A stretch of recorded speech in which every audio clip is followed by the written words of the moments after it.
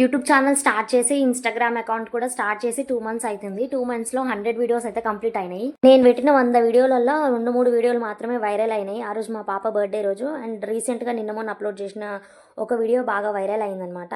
ఎన్ని వ్యూస్ వెళ్ళాయో చెప్తే shock అవుతారేమో. Just 4K 5K వరకే వెళ్ళినాయి. ఆ 4-5Kకే అంత బిల్డప్ అంటారేమో.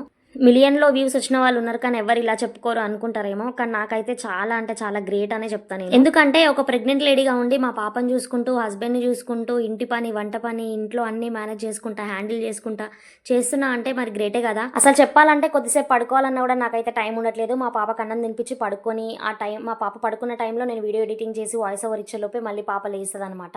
ఇంక ఇప్పుడు 8 మంత్స్, ఇంకా ఈ 8 మంత్స్లో మూడ్ స్వింగ్స్ ఎలా ఉంటాయో మీకే అర్థమైపోయి ఉంటుంది అనుకుంటా ఆల్రెడీ. అసలు ఒక సైడ్ కోపం, ఒక సైడ్ బాధ అన్నీ దిగమింగుకొని నేను చేసే పని అయితే అసలు ఆపకుండా చేస్తున్నాను.